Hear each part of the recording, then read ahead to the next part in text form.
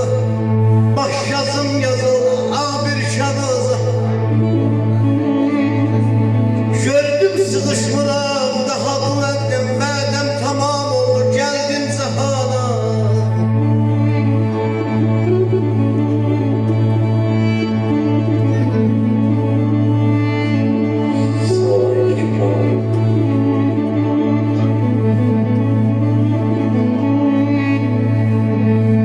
Zahama gelende geldi bir qarı, yudu temizledi, giydim paltarı. Bildim ki yeni geldim dünyaya, ay günün ışığı düştü yüzüme, şad olman güldüm özüm özüme.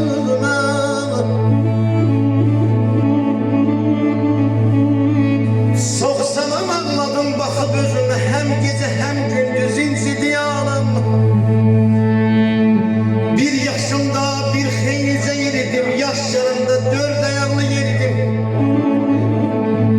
Şilimde həsildə qısım sürdüm, ne öydə baxdım, ne yalvarana, ne yalvarana. 2 yaşda su istedim içmedim, qohum qardaş birbirinden seçmedim. Ne qamdan ateşten sudan qaçmadım, benzedim dil bilmez mən bir nadana. 3 yaşımda döndüm açılmış kürek, dil dil ötüp mən oxşadım bülbüle.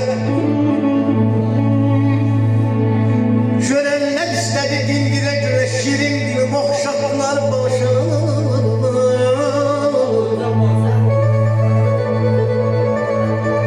4 yaşımda efsarımı söyledim, 5 yaşımda bir atsa kaynadım. 6 yaşta adaşımla oynadım, 8 yaşta serptim her yana. 10 yaşımda uşaklıktan ayıldım, büyük küçük arasında tay oldum. Kanım coştu, her tarafa yayıldım. Görenler dedi bana deli divane.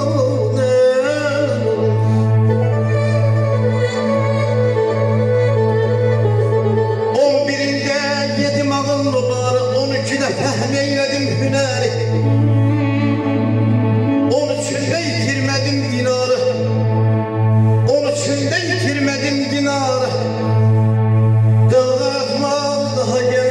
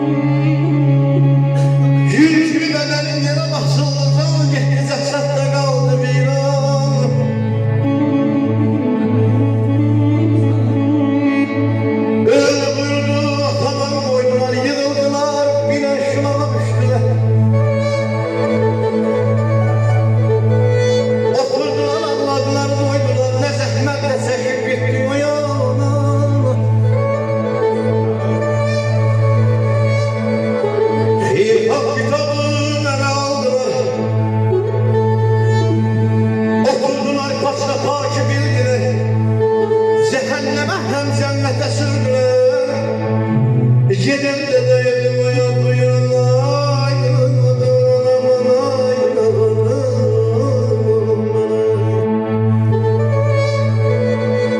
Melakeler onda bana yarını ne zahmetle çekip gitti o yana. İnsan var ki emanetli dünyaya. İnsan var ki emanetli dünyaya. Tanrı bilir kim kazana kim ya.